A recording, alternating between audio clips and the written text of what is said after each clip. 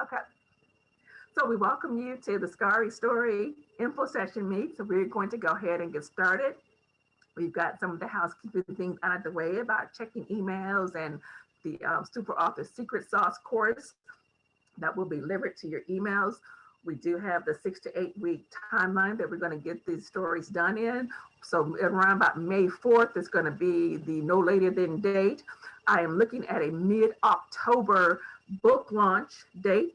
I don't know what the book launch will look like at this point. It probably still will be a virtual thing, but it may not be like we had the last one, but it will probably be around mid October. We're gonna look at our calendars and see what is, the middle Friday in October. So we'll kind of, know October, I don't know, 15th or whatever, around that date will be when we will have our big book launch. So with that, we are going to go ahead and get started. And so what I want to start with you or show you is a process that I created, and it's called S.E.L.A.H, S-E-L-A-H.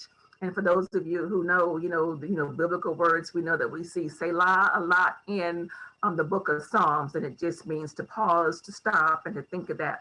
So I'm going to share my screen real quick so we can you can kind of see what that looks like here.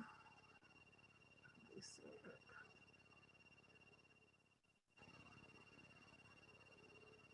Move that out the way.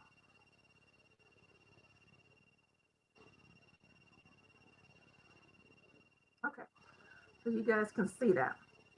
And so basically what Selah is, like I said, it means to stop and listen and to pause and to think of something. And so when we're talking about our story, whatever story that you are going to tell, this is just one way to tell your story. And so what happens is the S just stands for you're going to set the stage. Um, for this particular type thing, usually a story starts at a moment. And you might say, well, Laura, I'm talking about, let's say, my divorce. That, my divorce is a big, long story. I don't, I don't have a moment where I can start. Every scar has a particular moment of impact that you remember. And so let's say if I was going to talk about my first marriage, it was an abusive marriage. When we, went through a divorce, the moment that I will probably start with will be that moment when I realized I need to get the hell up out of this marriage. And so I will start with that moment of realization.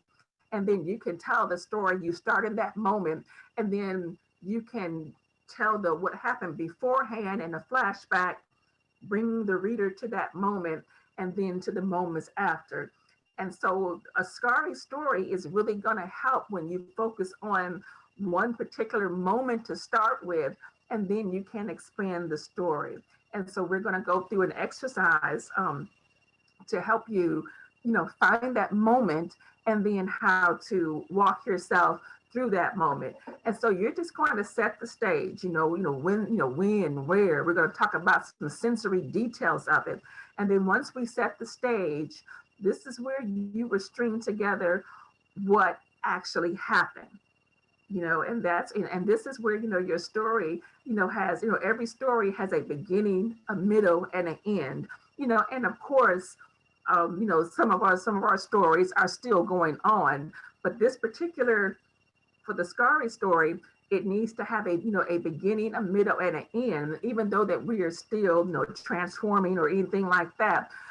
Whatever story you tell, it's going to, stories have beginning, middles, and ends. And then you are going to use those details that you pulled from setting the stage to craft your story. And we're going to do an exercise with this. So don't feel as though you have to remember all this. And like I said, there will be a recording. Once you set the stage with the details and then you string all that stuff together and you actually write your story, part of your story needs to be, why is the lesson learned? Why was this story important to you? What type of transformation did it cause in you? What What are some of your reflections on this particular moment or this particular story that you are telling your readers? And so it has to be, I don't want this to be a vent session where, oh, I had this horrible relationship. He was horrible. His mama was horrible. His dog was horrible. And, the end. It has to be, how did you manage to get through that horrible moment? How did you manage to survive that horrible moment? What did you learn from this horrible moment? So this is not a vent session. This is lessons learned. How did this moment transform you? And then I want you to begin to think of your audience. Who could this story help? And I know a lot of times when I do my writing course and when I'm helping them figure out, when we're writing books, and it's like, who is this book for? And the comfortable answer is say, oh, this book is for anyone. And I'm going to tell you, if you try to write anything that's good for everyone, the chances are that not very many people are going to connect with it. And so, once again, if I'm writing about my divorce, my story isn't for a 12-year-old who has never been married. My story isn't for someone who can't connect. And so my story might be, for a woman with children who is going through something abusive and she's trying to figure out, should she stay? Should she leave? Or how should she leave? And so when you're writing, you need to have maybe a particular audience, even a particular person in mind that, I really wish so-and-so could read this. And we'll talk more about figuring out who your stuff is for and really having someone in mind. And then the last part of Selah is the H. How will it impact their life? How will it change their situation, their choices, their thoughts? This is pretty much the conclusion where you would add, what are the takeaways to this story?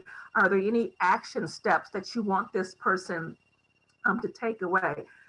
Did you leave them with a sense of encouragement? That's my one caveat, my one thing that every story must have is that you leave the reader with a sense of encouragement. I don't want our readers to leave your story or leave this book feeling depressed or feeling like there's no hope. So it can't be, I went through this divorce and I'm still sad and I'm still, mad at men and I sure hope you get it right because I sure didn't. Thank you. We're not going to have that. We are going to have moments of encouragement. So I'm going to stop the share here before we get back to the next thing there. So do we have any questions from this point on? Like I said, we are going to go through a writing exercise and we're going to talk about the Selah moment. So make sure you have your pencil, pen, some paper. It can be blank paper, it can be lined paper. Does everyone have what they need? If you need some more time, raise your hand, say, wait a minute.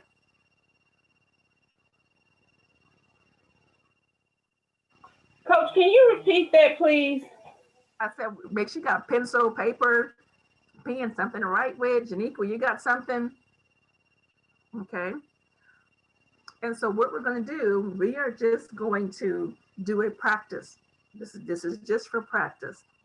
And so our practice story on the top of your paper, this is going to be the title. We're all going to write about the same thing, okay? Or the same idea, okay? Are you guys ready? This story, this quick story you are going to write about is going to be titled, you can put this at the top of your paper, My Very First Time. And so I know you're thinking, okay, Laura, where's this going? What are we sharing about my very first time? It doesn't matter what you're talking about.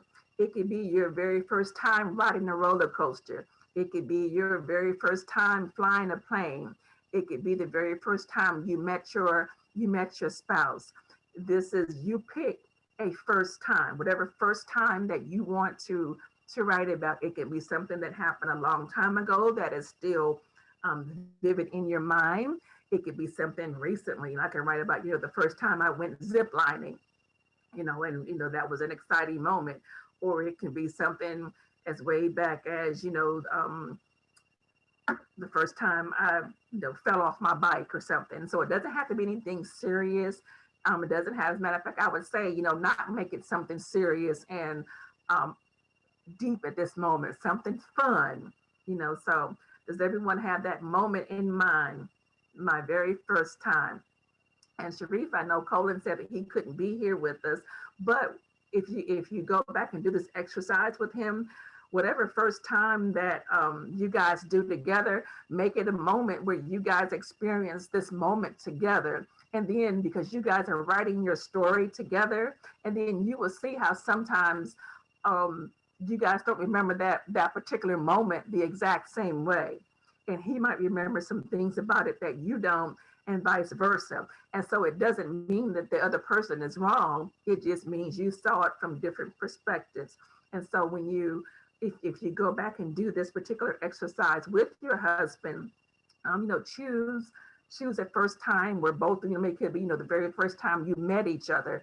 And, you guys have probably rehearsed this over and over again, but, to tell that story. Okay. So are we ready? So what we're going to do, we're going to walk through this story. So on your paper, you're going to make little headings when we shift, and I'm going to have a PowerPoint up so you guys can see the shift. And then you are going to fill in, the answers to whatever the questions I'm asking you. And then I'm going to give you a moment to do a quick draft, maybe 15 minutes, to pull all these things together and write a quick story. And then you guys are going to maybe I'm going to look at the time to get into a group, and you're going to share your stories, probably just one-on-one. And then we'll come back and talk a little bit, because we probably won't have time for everyone to share their stories one by one. So are you guys ready?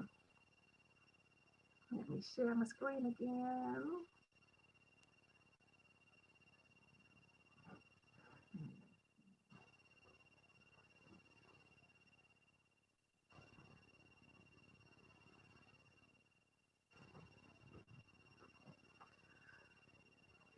So this is called a mini mind movie. And you see the gears are turning in the person's mind. And this is pretty much how you guys are going to be. The gear turning in your mind. Let's see, there we go. Yeah. So this is called the mini mind movies that we're doing. And so right now, like I said, you're thinking about your first time. And this particular moment, once again, we're just talking about a particular moment. We're not going anywhere past this moment. I don't care too much what happens before this moment or what happened after the moment. But in this particular moment, like I said, it needs to be a clear beginning, middle, and end, because you're going to be narrating this story for us. And so I want you to, once again, think of this story. Does anybody need more time to think of what this first time story is? Are we all ready? We're good. So this is my very first time. So now what I want you guys to do, you are going to enter this memory. You are going to enter this moment. And this is where we're setting the stage. We're setting the when, the where, the who is there. And I want you to look around. And the first thing I want you to tell me, write it on your paper, where are you? Where are you? Are you at home? Are you in school? Are you in a different country? Tell us where you are. Are you at someone else's house? Tell us where you are. Are you indoors? Are you outside? Are you in a car? Are you in a truck? Are you in some kind of building? Are you in school? Where are you?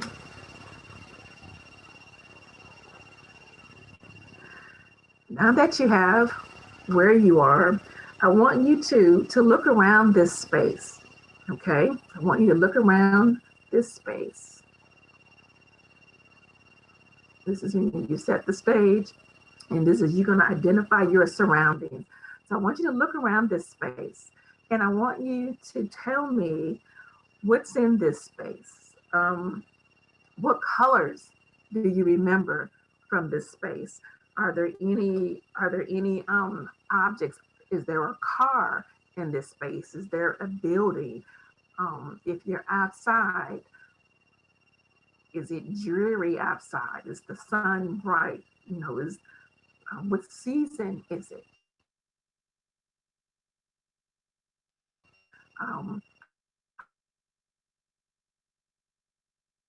Five objects, if you see, if you can think of something in this space.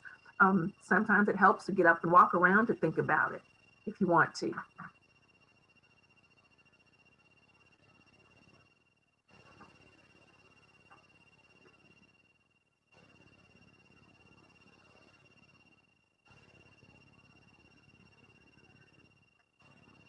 Are the tones, are the color tones, are they muted tones? Are they bright tones? Um,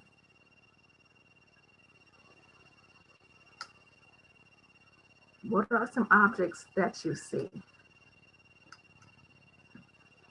And once you identify the objects, I want you to identify the people who is with you in this memory. If you're alone, then just say you're by yourself.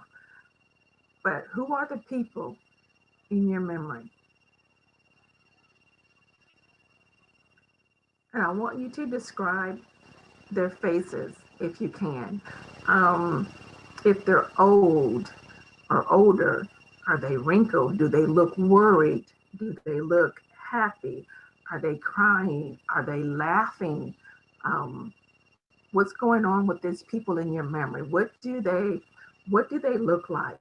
You know, sometimes it helps to think about the hands of the person. If this memory includes, let's say, your grandmother, um, what do her hands look like? If this, you know, memory includes something particular about, you know, about what this person was doing with their hands. Were they wringing their hands? Were they clapping their hands? Are they scratching? You know, what are they doing? You know, do they have small hands? Do they have big, large hands? Do they have any kind of scratches? Are there nail? What about the nails? Is there anything particular you remember about their nails or even your nails?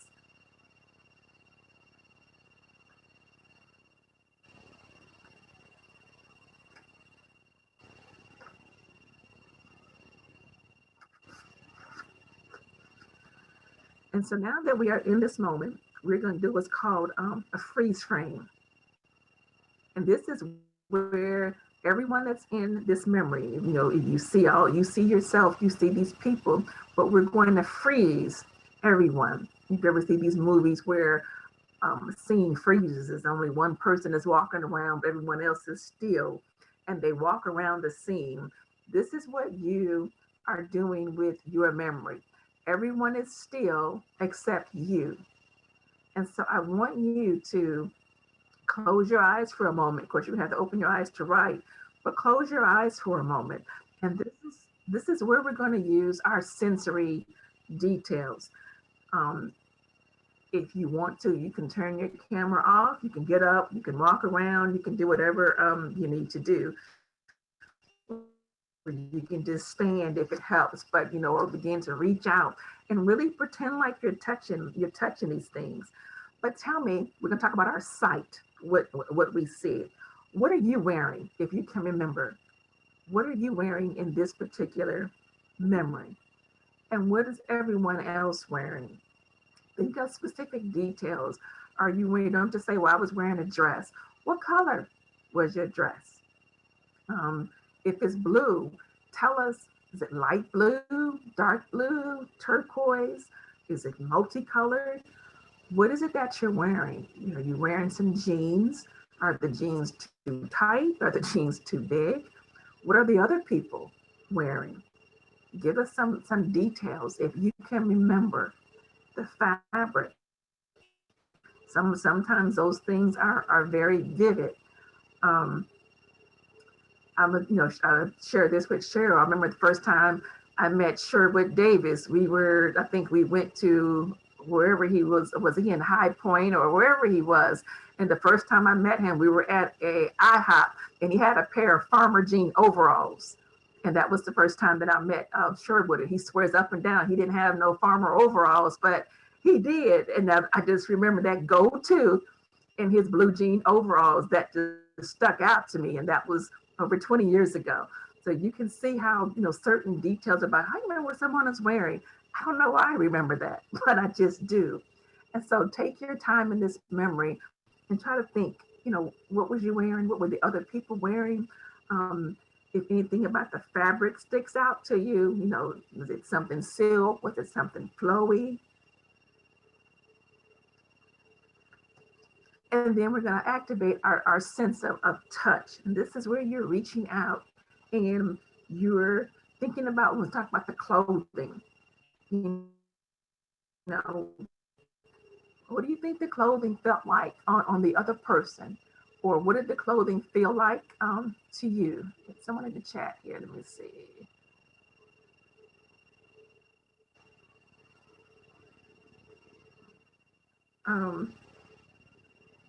How do you think think about the person's skin? I want you in this memory, touch the hard objects. If it's a car, touch the car. What color is the car? Are the surfaces smooth? Are they rough? Just kind of touch everything in this particular memory. And I don't know what's in your memory, so I can't really give a lot of clues. If it's a vehicle, are the windows up? Are the windows down? Is it a smooth paint job? Is it rusty?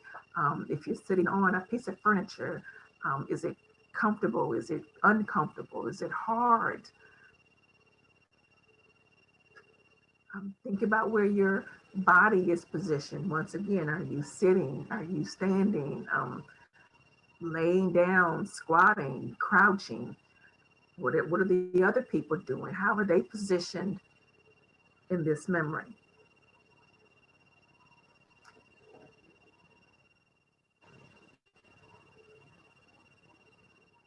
And now we're going to activate our sense of smell and taste. Are there any particular smells in this location? Does something stink?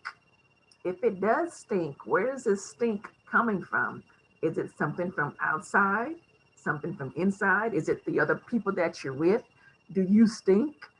Um, is it an animal stink?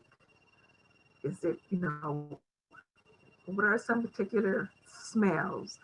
I was doing this with one person, and she found herself, someone dumped her in a big garbage can, one of those big dumpsters. And so she just remembers she didn't know where she was, but she just remembered the stench of where she was. She didn't know she was in the garbage can because she was knocked unconscious. And when she woke up, it was dark, but she had all these different smells to give her a sense of, she might be in some trash. And so think about, if you smell something, it could be someone's perfume.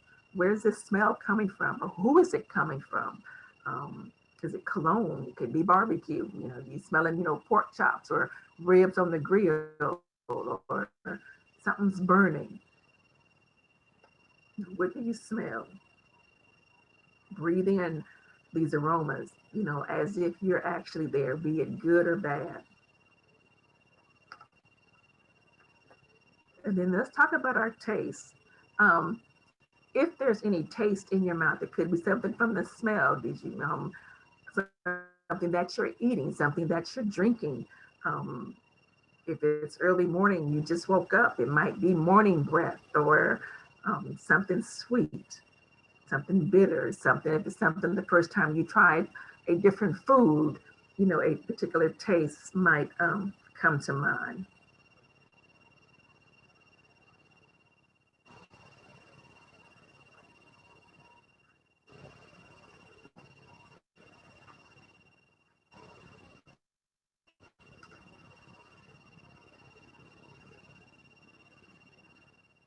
And I'm gonna slow down just a little bit. I see people still have their heads down writing, so.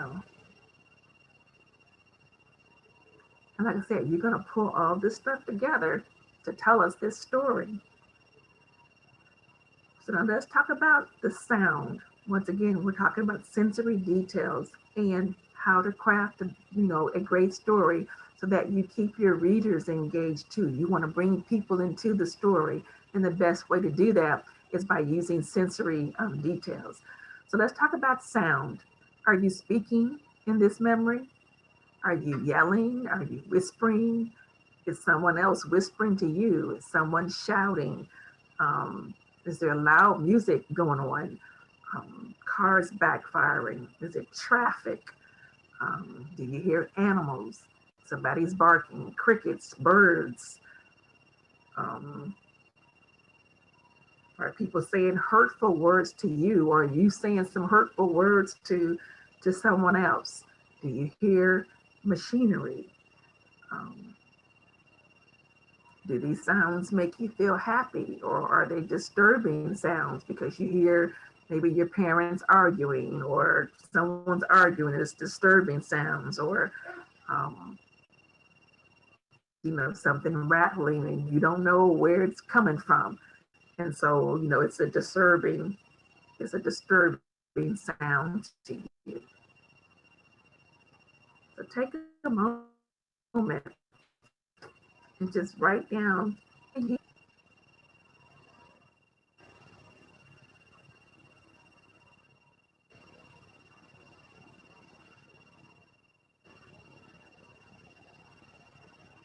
so the last thing we're going to do is I want you to sit with all these things that you've written and play this memory back in your head like a movie. And how does this memory make you feel? Does it make you feel happy? Does it make you feel sad? Does it bring up feelings of tension or anxiety in you? Is this a good memory? But what are some emotions that you have attached to this particular memory moment?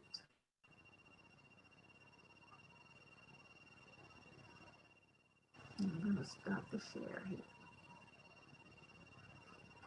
Okay. I'll give you guys a few extra minutes to get all this stuff down. And like I said, some of this stuff you may not have been able to answer, and that's okay. If we had more time, we could, actually walk you through a little bit more of it. But I believe all of you have enough that I'm going to give you 15 minutes to write about this moment. And you're going to pull in some of those sensory details. And so, let's say if I was going to talk about my first time meeting my husband. And so, I might tell you, I might pull in the fact that he had on these red socks. He had on a red pump, and I might tell you wearing, but I would tell this story pulling in as many sensory details as I can remember.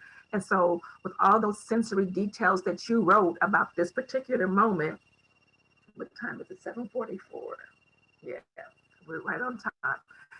And so you guys are going to do a quick draft, okay, of my very first time. And you're going to tell us this story, and you're going to pull in all those sensory details. And I need to at least have one detail matching each sense.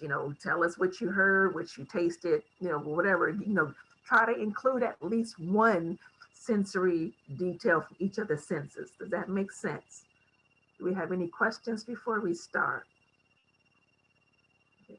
So I am going to play some music here to get you guys going. Let me.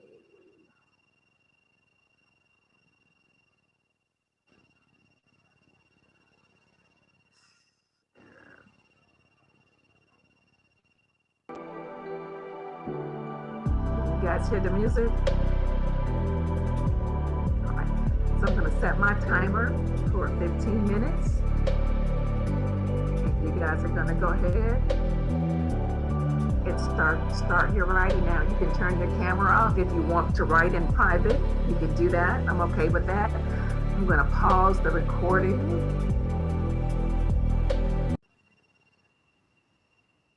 So we're going to share our 15-minute quick draft. Our stories are entitled My First Time, ... So I'm going to start with Cheryl, and after Cheryl, we'll go with Monica. So Cheryl, are you ready? Yes. Okay. My very first time. I'm sending for you and Buster to come to New York. Those were the words that we heard on the telephone. Now the day has arrived. We are at Douglas Airport, excitedly anticipating our first airplane ride. A 12-year-old female and 15-year-old male are setting out on an adventure of a lifetime. We say goodbyes to our reluctant parents, but we are beaming, ready to board the plane. Leaving the building, we walk outside on a beautiful, sunny, and warm July 10th day. It was my 12th birthday, so I was especially happy. As we boarded this gigantic sky taxi, we chatted anxiously and nervously with each other. First time flying, first time leaving from our parents, first time experiencing real life. We were sheltered, but the door had been parted and open for us to learn, experience, and grow. The stewardess in their uniformed outfits and pillbox hats welcomed us aboard. We left parents who hated to see us leave, but were welcomed by the airline staff with gentle, warm smiles and hellos. As we were seated, since it was my birthday and I was the youngest, I sat by the windows. Every child should experience new adventures supported by parents who are willing to let them fly alone and soar. All right. Thank you, thank you, thank you. All right, that was awesome. And you know what? I like the fact that you started pretty much with the action, with the dialogue. It was like, okay, I'm guessing it was your mother who was talking at first. No, it was a cousin who sent for us to come to New York. Okay, and so like I said, that we didn't know who it was, and so once again, make sure that when we're writing that you make everything clear so people will know, okay, who are you talking about, so that we know, the context of the story. But I got the excitement from you. You got in all the different sights and sounds of an airport. We don't know how big the airport was.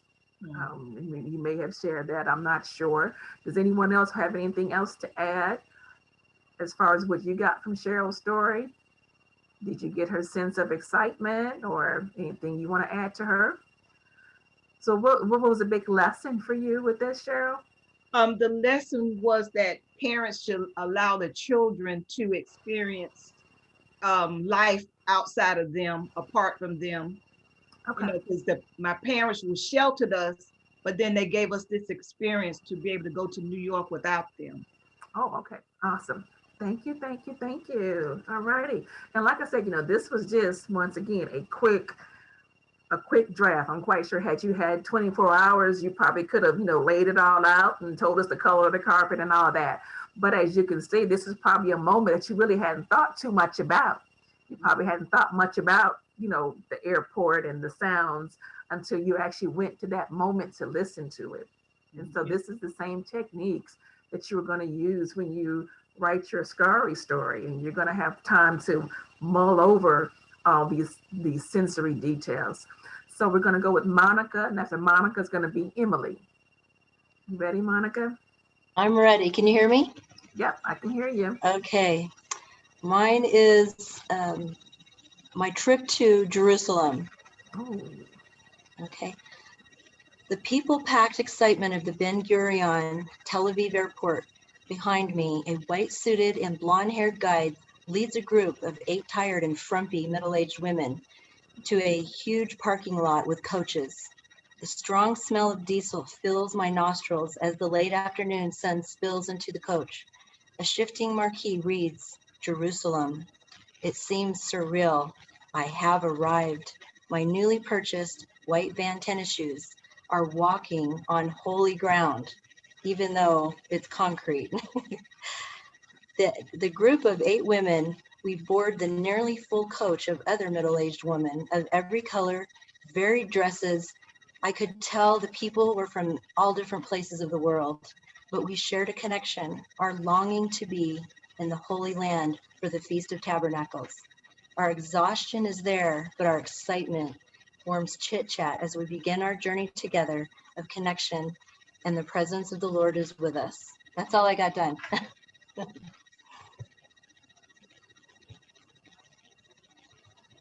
Awesome, awesome. For some reason, my speaker here is going. Okay. Can you guys hear me? Yes. Not quite sure what happened there. That was really good, Monica. And the fact that you captured so many details, you know, your white Van shoes, the middle-aged ladies, did a really good job in putting in those sensory details. The fact that it was, you know, concrete and not, you know, not dust. And so you put in a lot of sensory details. And I'm quite sure that trip to Jerusalem was just a really, you know, big moment. And I don't know how long ago it was, but you really pulled in some really good sensory details. I could almost feel like, you know, okay, yeah, I could see the little old ladies. I could see, you know, I could smell the bus fuel for those of us who have been around, you know, on bus trips, and you mess around and stand back by the luggage rack. You can smell that stuff going in. Does anyone else have anything to add for Monica? Now, did I miss? Like I said, my sound was going in and out.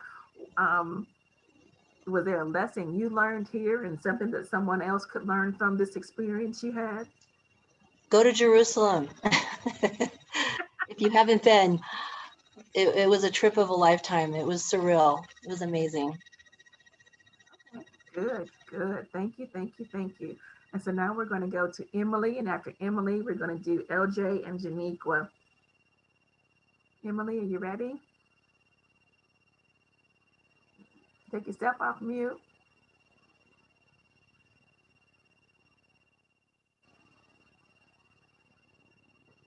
Can you hear me? Can you hear me? Mm-hmm. You Yes, I can? can. Okay. Okay. My very first time, I can remember my very first time on a cruise in 1994 with my mom. And I remember getting onto that large ship in Florida. We were in Cape Canaveral, Florida, first time I'd ever been there. And the water was still and calm. Um, I remember just being with my mom laughing. We're together with a group of her traveling companions, excited about the cruise. Mom and I were just laughing and talking about seeing the people that we had never encountered before and just kind of laughing at some of the things we saw. Uh, there were various sounds, uh, the horn of the ship, the children laughing, some crying. I remember, you know, we were tired because we had rode on a bus trip, so just in sneakers and t-shirts and leggings, but just walking around, just looking at all of the water, and we were getting ready to go to the Bahamas. So this was my first time. My first cruise was my mom's uh, third cruise, I believe. So I was just excited about being on this very first cruise with her and just looking at everyone. And that's really, I mean, I guess the bulk of it was just seeing this big old ship. I was a little nervous about getting on the water. And my mom was just trying to make sure that everything was going good with me. But I'm just, out of everything, I made a memory with my mom. And I was really excited about that. And especially because my mom is no longer here. So that memory stands out for me. Awesome. Thank you, thank you. And like I said, you know, you did yours, like I said, you know, in more of a conversational type thing versus a storytelling type thing. And that might be, you know, your voice is that you rather be more conversational. And the biggest thing I got from this is make memories because you never know when that last moment, is going to be. So that was a great thing for you to do with your mom because Right. she's no longer here. And so that was a lesson that you learned, and that was an encouragement for anyone else. Does anyone else have anything to add for Emily? So thank you, Emily. So we're going to do Thank LJ, you. Janiqua, and then Felician. Okay. You want to go? You want me to go? Okay. You want me to go first? My first time going on a ferry from Jersey City to Manhattan. My two coworkers and I usually took a train into the city. But on this night, I asked, could we take the yacht? They said, girl, it's a ferry. It's not a yacht, it's a ferry, but it was a ferry to me. I needed a change. I needed something different. I had a hard day. The night was amazing. The sky was clear. As we got onto the yacht, I was laughing and smiling so hard because it was something that I wanted to do. And the guys were chatting. It was two male coworkers. The guys were chatting, and while they were talking, I was basking in the moonlight with the wind on my face. And behind me, there was this guy, a big Cuban guy, and he smelled like tobacco and whiskey and old man cologne. And he laughed so big because as he was trying not to fall on me while the yacht hit a ripple in the water. When we arrived at the pier, I was so happy. I was so peaceful standing on the yacht, the wind on my face. I love the water and the moon on my face. My favorite rapper, when we got to the pier, my favorite rapper, Common, was giving a free concert when I got off the pier. I got off the yacht. This evening was perfect, and I was free and happy. And my whole thing that I got from that was always take risks to do something for yourself. So I remember that like it was yesterday. And I had a photo of me sitting on the yacht. And when I see my hair just flying, ooh, I still feel it right now. Thank you, thank you. And just to give you guys another heads up, like when it comes to writing, and the reason why we add these sensory details is because then we can listen to her tell this story. We can hear her excitement. We can see the expression on her face. But when someone is reading your story, they don't have the benefit of having you with them. So your words are going to have to do the heavy lifting. How you describe things, the details that you put in, your word choices will have to do the talking for you because your reader, especially if they don't know you, they can't get the excitement in your voice. They can't see, Lisa's face and how her eyes are, lit up when she talked about calm and that free time. So let's see, we can't see how she just did that shoulder wave. And so you're gonna have to get that across, you know, in her writing. She might add in, when I heard calm and honey, my shoulders drop and I lean back. And so the more details you can add in your story, the more sensory details, the more you can help your reader see what you're seeing, taste what you're tasting, the better your story is going to be and the more memorable your moment is going to be. Okay. Janiqua and then Felician. My first ever, Can y'all hear her? Mm-hmm. my first Yes. ever getting an A had me filled with courage and joy. Put it into the camera a little bit, Lisa. There we go. Come on. There we go. My first time ever getting an A had me filled with courage and joy because I did something that I said I was going to do last month in February. That goal that I did was not to give up on what I believed because I could do that and I accomplished it. The thing that I heard were very encouraging because it kept me motivated to keep pushing myself when I had to go through things like virtual school, learning from home on my first time going to middle school. The lesson that it gave me was not to give up on myself and to keep pushing myself when I want to give up on something that I believed in. straight A's today. Straight A's today. That's your good. Good job, Janiqua. Good job, Janiqua. That was excellent. And so once again, we talk about details.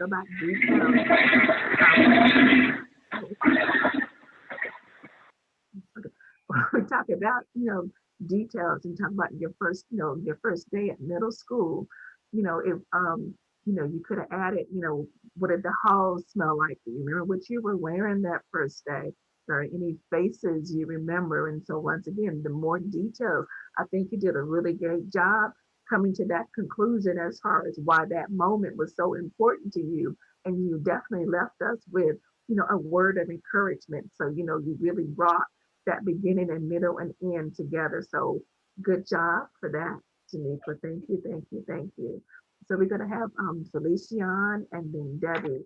And Felician, I kept trying to think, where do I know you from? Where do I know you from? I know now. You- What do you say? You Barger. My granddaughter goes to Barger. And I Oh, just remember you. Your last name is something I couldn't pronounce when they would announce when you guys would do the different Michelle is your granddaughter? No. Who's excuse your me, granddaughter? Harmony Bester. Oh, Harmony Bester, yes. Yeah, And so I remember you from the school. We all would have the programs, and I could never pronounce your last name. It began with a D. we also briefly had a conversation on the phone when my son was 3 because he wrote a book at 3.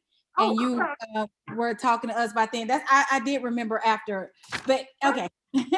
Yeah, but I remember because you do the dance at Barger. So that's where I remember where you're from. Anyway, okay. So Yes, yeah, Felician, and then Debbie will be after Felician. All right. Project Porch, metal posts holding. Project Porch, metal posts holding up the roof. Red brick, identical buildings, graffiti written for turf proof. Bright summer afternoon, excited children everywhere. Mamas on their porch with their old 800 blowing nicotine in the air. Sirens, old, too familiar sirens, loud as can be, but absolutely no one's budging because this is our normalcy. Excitement and boldness causing my march to be beyond subpar. It was at this moment I knew I would be a star. Hey, Nene, where are you going? We're about to practice our dance, said my very eager friend who lived only 2 doors down. She stood in the middle of the street with both of her hands on her hips, like she was Miss Myrn calling all the kids back in the house before the street lights came on. But she wasn't Miss Myrn. She wasn't old enough for beer and cigarettes. She was a kid in my way. Girl, I got rehearsal, I boasted proudly. What's a rehearsal, she asked. It's when you practice being a star. I floated around her and started across the street with my lucky yellow overall dress and my hair in 2 pigtails, because that's exactly how a star looks. I ignored Peanut and them talking about retaliating on them people that killed his cousin. No bully hole buildings, police sirens are dance practices. Police sirens are dance practices we're going to get in my way. I finally made it to my Uncle Sherman's porch where rehearsal was about to change my life. We were going to perform a play. The play was the story of Adam and Eve. I knew the story very well. Adam wasn't enough. God took one of his ribs and created me. I am Eve, a little petite 6-year-old, the star, the culminating finishing piece of God's creation. I had one line. Adam said, "You startled me, a teenage boy twice my height and age in the hood." My line was, "I didn't mean to." Having the ability to cause so much excitement and fear by just existing. I think that embodies the star. I knew it. Project Porch, metal posts holding up the roof, red brick, identical buildings, graffiti written for turf proof, bright summer afternoon, excited children everywhere, mamas on their porches with their old 800 blowing nicotine in the air, sirens, old too familiar sirens, loud as can be, but absolutely no one's budging because this is our normalcy. Excitement and boldness causing my march to be beyond par. It was at this moment I knew I would be a star. All right. Awesome. And this was when you were 6? I was 6 in my first play. Well, rehearsal for my Awesome. And the fact that you remembered, so many details. And I like when you said how you floated. You didn't say you walked around, other girl. You chose the word floated. And yeah. so once again, talking about, the importance of word choices. And I like the fact that you did yours more so in a lyrical type of way, where it almost came out as poetry. And I don't know if that was your intention to make it lyrical like that, but that's maybe an example of lyrical prose where you're telling a story, but it has kind of a rhythm to it, especially when you repeated that first refrain. So it became like a chorus. And so once again, that's totally legal in what we're doing. If I could tell that your writing voice is probably more humorous and very exuberant. And so some of the words you are going to choose are going to be, big, flamboyant, flowery words. You're going to, your word choice is going to make a big difference in whatever story that you're telling. But be you. I sense that whatever story that you're telling, no matter how bad it's going to be, there's going to be some excitement and some joy and some humor levied in there. And that's great. It's always great to um, take serious moments and add a little bit of levity to it, as long as it doesn't take away from it.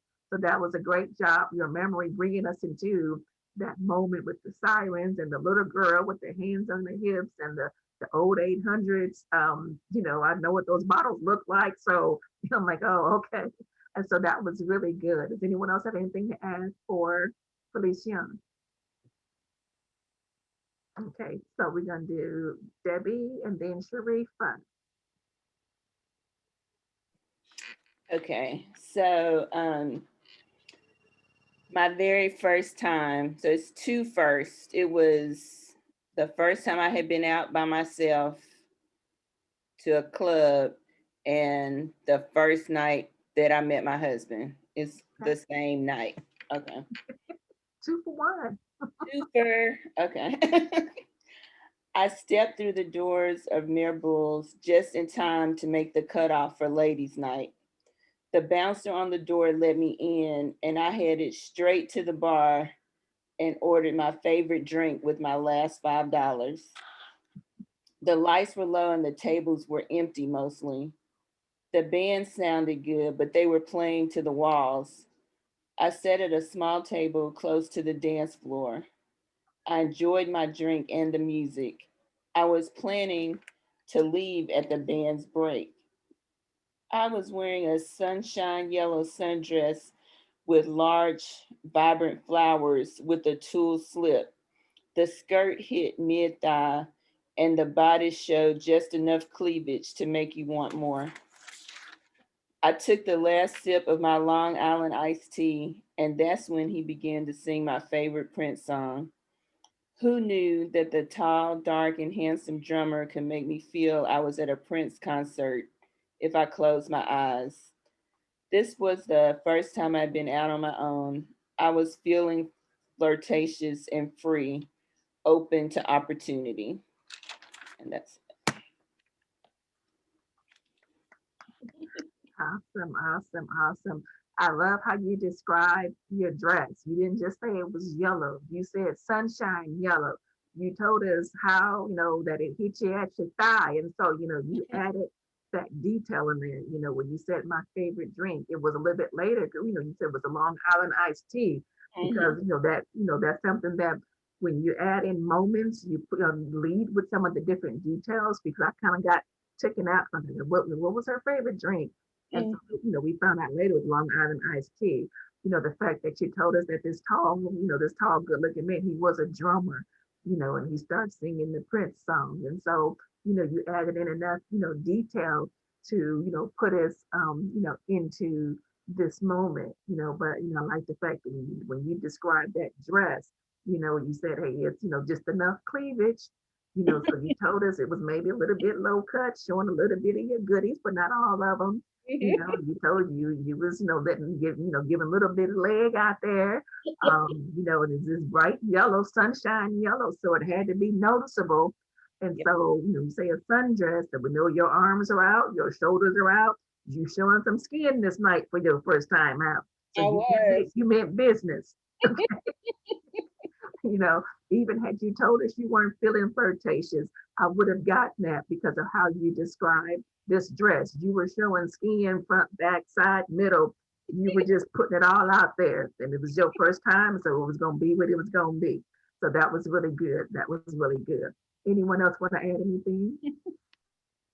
So we're going to go with Sharifa and then Donna, you still there? I see your fan and your wall. I can't see your face. Oh, okay. So we're going to go with Sharifa and then Donna. Okay. My first time going overseas. I'm at an airport.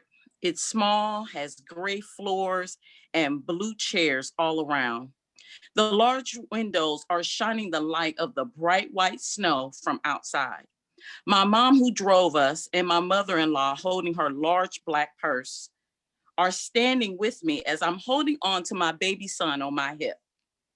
I'm wearing a black and white houndstooth wool coat with large oversized buttons. My son has a small little blue coat with a white cream trim on the inside. My mother has on a black wool trench coat that came right to her knees. We're all sitting at the table that's in the food court. My plane has been delayed. My mother-in-law suggests we eat since we have to wait. We look at the menu of a restaurant in the airport. As my mother-in-law in her short stature looks up at the menu, she reads out loud, ham sandwich, $15. Hush your mouth. The smell of the food place from the back is smelling of melted cheese and sandwich meat. My stomach is growling, but I'm nervous. I don't know if I'm hungry or nervous to get on the plane for this long. There are people walking back and forth with their bags, going to their destinations in the airport. I hear heels of shoes clicking and sliding on the laminate floor. We order ham sandwiches from the restaurant. We sit back down in the semi-hard blue chairs. I don't have an appetite, but I feed my son, who is 9 months old. I hope he does well on this long flight. They told me it's 7 hours straight, but I have a layover in New York. After we finish our sandwiches, we throw everything in the trash can and head towards the international flight terminal gate. As we walk closer to the gate, my stomach has butterflies of excitement and nervousness all at the same time. We arrive at the gate. The flight attendant is wearing a small dark blue hat and a vest with a long sleeve button down shirt with a collar. We stop in front of the podium, the brown podium. My mother grabs me and gives me what felt like the longest hug. We hug and she gives me a kiss on both cheeks. And she kisses my son and hugs him, and which is her only grandchild. My mother-in-law hugs us both. As my mother and mother-in-law wipe away tears from their eyes, I wave at them as I walk away with my son on my hip. I hand the flight attendant and my son and I hand the flight attendant my son and my passports. She asked me why I was going to England. I state that my husband is there in the military station and we're going to join him. She looked through our passports. I look at her wondering why she's looking through them so hard. She picks up a stamp from her ink pad and stamps one page on each of our passports. As she hands me both passports, I put them back inside the large black tote bag that I have filled with snacks, magazines, and crossword puzzles, and a few toys and bottles for my son. I walk toward the large corridor. It looks bigger than I thought it was when we first started walking this way. I turn back to wave and blow kisses at my mothers. I don't know when I'll see them next time, but as I'm about to get on this plane with my 9-month-old son, I know my life is about to change forever, hopefully for the best.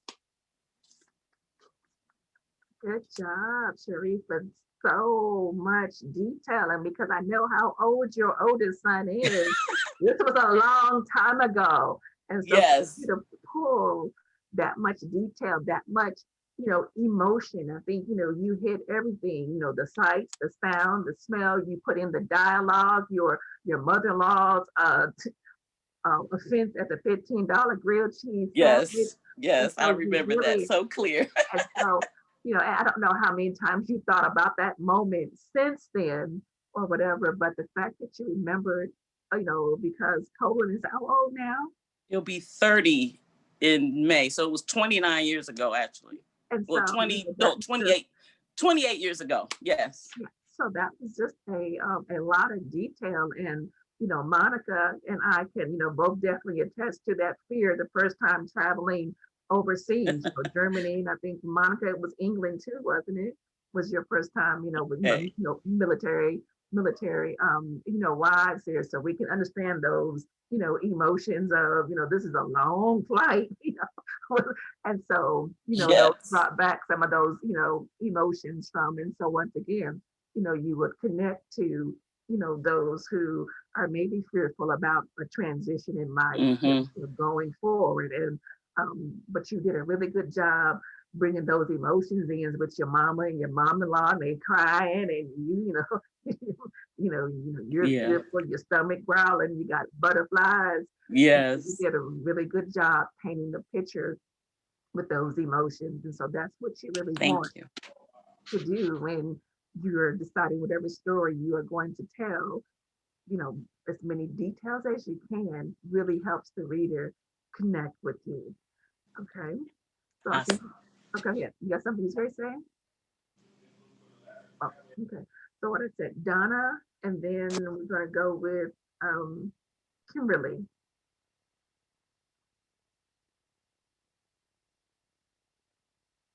You on mute, Donna. Take yourself off mute.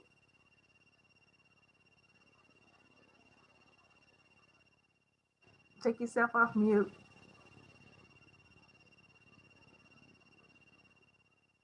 Do you see the little button on your phone, the little microphone button? Can you hear me now? Can you hear me now?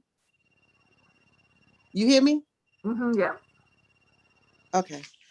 My story is about the first time I met my husband. Okay. Okay. The first time I felt my husband. My very first time seeing him was late evening, summertime. The heat waves in the air. There was no wind blowing as Veronica and I stood under the shaded tree. I had seen him before, never really paid attention to him, but this time there was something different. I was different. Had we seen his friend? It was something about him that I just couldn't shake. I pointed to the back, not being able to say anything. I was speechless. He looked at me a little longer and smiled. Why was he smiling at me? Why is he looking at me? Why was my belly feeling funny? My friend Veronica turned and asked me, "Who is that?" I couldn't speak. I stood there for a minute with my red and white and blue halter top on, tight jeans, and my white Keds on with my cute earrings. "Donna," Veronica pushed me. "What's wrong with you?" I was done. Something came over me when he just asked that question. All I could do was stare. That's it. All righty, good job, Donna. Good job. With your red top on, okay. And once again, those descriptions you put in that dialogue, and dialogue once again is very useful in helping shape a story. If you guys get a chance, go to the Facebook group, the Scarry Stories Facebook group, and look at those two links that I posted. And it's all about crafting dialogue and how you use dialogue to craft your characters or to set the stage or the tone for your story. And so, for Donna, this is the first time she, met her husband. I don't know how long ago this was, but for most of us, that's usually a pretty impactful moment that we, revisit in our heads over and over again. And so once again, that detail, the emotions that she was feeling, whoever, this man, had her speechless, basically all she could do was stare. And so, that let us know, okay, she was really taken aback by this man. And so once again, those details help paint this story. Okay. So now we have Kimberly, and then we're in with Cam. So mine is the first time I saw my second husband for the first time after many, many years. So we've got like a 20-year love story. So it had been 6 years since I'd seen the man who had been walking in and out of my life since we were young adults in college. Now at 40 years old, my life was in a reboot. After months of conversations, some painful, some flirty, but always feeling unfinished, we decided to give it another shot. We would see one another for the first time again in Knoxville, the city where we'd met so many years before. I had moved back to Tennessee from Houston, finally escaping a physically and emotionally abusive first marriage with my 2 young daughters. There was so much we needed to unpack together, but today would not be that day. On game days, Knoxville screamed with energy. Today, the sun was out with no hint of a cloud in the sky. I was in my mom's bright red sports car and the brown leather was cool against my skin. I had on a blue jean skirt, white tank, and a bright orange Tennessee tank. I was thankful for the miles I'd been logged in running. The whole world was bright, vivid, and in color. If others were present, I didn't notice them. I stepped out of the car towards his smile with confidence and ease. He smelled like a warm, familiar soap and a warm, familiar memory. As he placed his hands on my face and planted a sweet kiss on my lips, I let out a huge sigh and let myself fall into his arms. I was safe after doing the work to save myself, to save my daughters, and I instantly could feel it. I was ready to forgive myself. I was ready to let him know a part of me had always been with him. It was time for the love I deserved. It was time for me to trust the man we all do. Alrighty, good job, Kimberly. I love how you added the detail about the car and how the seats felt on your skin. I love the fact that when you chose the word, there was a lot to unpack together.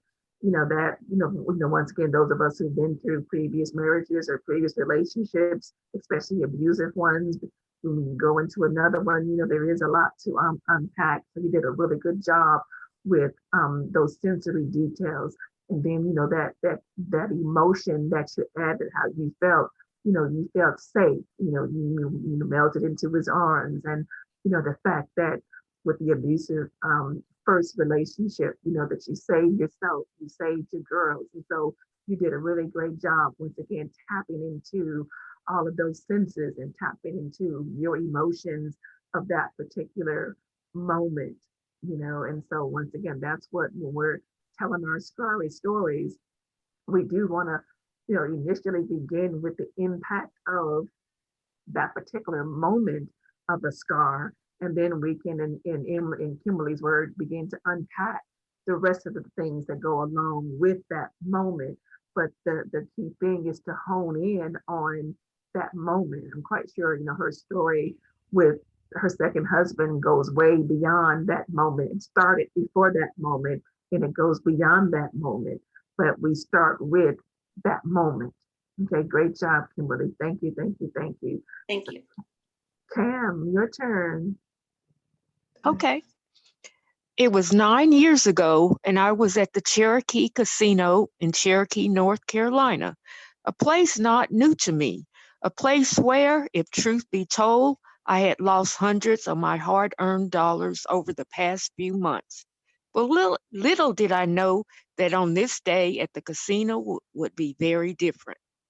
As I sat facing the Lucky 7 slot machine and mindlessly pulled the lever of the machine, as I had done hundreds of times before, expecting nothing, that all of a sudden the slot machine slowly stopped at a 7. I didn't get too excited. Then here comes another 7. Okay, things are looking better, I said to myself. Then boom, another 7 falls into place. Suddenly I feel as if I'm sleepwalking. It's not sinking in that my little dollar bill had won me over $900. As the shock slowly wears off, I begin to scream. Soon other people in the casino came running over to me, and they were standing behind my chair wondering what was happening. They were screaming, I was screaming. At that moment, I was very excited. I felt good. It was a good day, a day that I will always remember. My first big casino jackpot win. I was hooked. Good job, good job, good job. Great way to paint that story. I like that when you got to the moment where the 777s came up, you just didn't say, and then 3 7s came up. You expanded that moment there's a 1-7, okay, and second 7. And so that's another great storytelling technique, is to, build up, that suspense. Now, and I don't know, like when you first started, you had said, you've been in that casino, it wasn't new to you, lost quite a few dollars. And so I'm thinking, okay, did she have a gambling problem or anything like that? And so I don't know if that was an issue, but if it was, that was a great sense of foreshadowing that maybe, you did have a gambling issue. And then toward the end, you said you were hooked. And so, I don't know if that spoke of a bigger, type issue, or was it just say, it was a, for fun thing. But, once again, great use of detail. The fact that you were screaming, that people were screaming, nobody knew, everybody's just screaming. And so, casinos are loud anyway. And so, that, I could sense, your excitement. But once again, learn how to get that detail in and expand those moments with them. So congratulations, good job, everyone. Good job, everyone. And so once again, I don't know how many of you already know what stories or stories that you want to share in the book. There's nothing, off limits. There's no story that you can't tell, no matter, what it is. I'm not putting anything off limits. If there's cussing in the stories, then, by all means, get your Kirk Franklin on, cuss away. If that's what's if that's part of the dialogue, that's just part of the dialogue. You don't have to clean it up, because these are Scarry stories. And so we want to make sure that we tell, stay as close to the truth as possible. Now, I know there are going to be sometimes, once again, if you read those links about the thing about dialogue, is that you're not going to remember every single word that was said. But, when you get close enough to it, these are things that this person would say, I kind of remember this, and things like that. How you tell your story. There are different ways to get a story across. Sometimes the easiest way, especially if you're a new writer or you're not really a writer, is, like I said, you start with, a moment. You start with maybe an intense moment. So, for example, I was talking about my first marriage. It was, an physically abusive marriage. And so, there were so many moments that I could talk about when it happened. But for me, the most impactful moment was the moment when I decided I had enough. So I might start the scene with, you know, um, start the scene with his hands around my neck and I'm choking on a piece of grilled cheese and my feet are dangling from the floor, but all I can see are my 3-year-old daughter's eyes looking at me. And so I might start in that moment. And then I would take the reader maybe to, okay, what led up to this moment? And then the decision that I made, this is enough.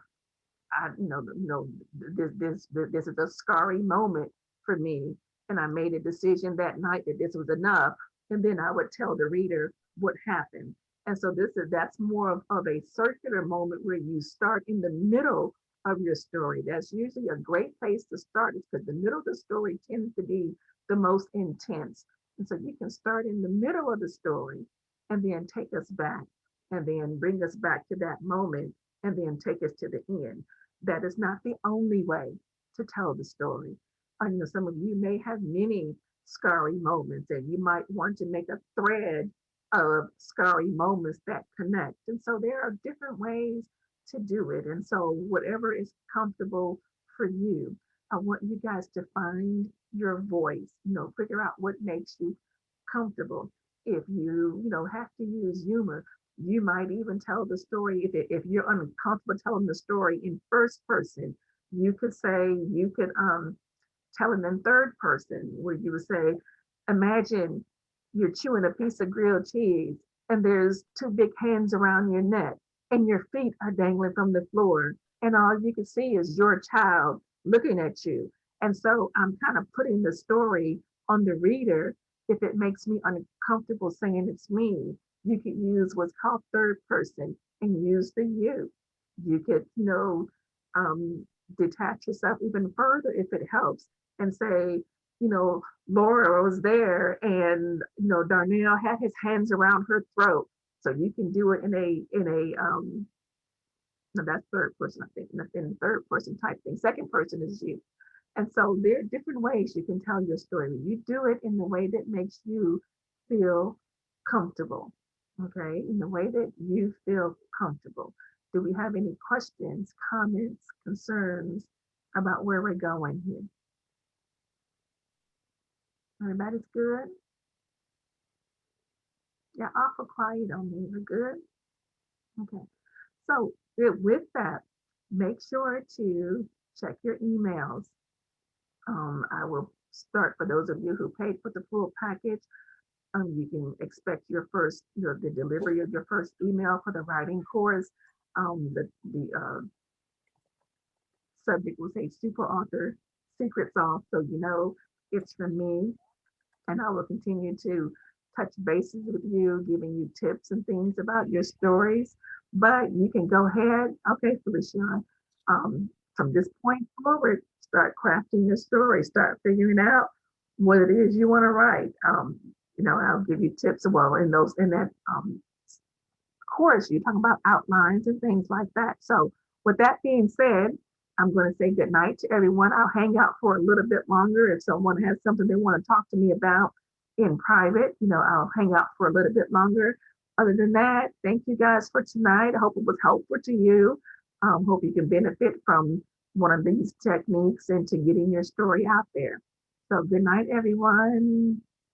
When is the next meeting as a group?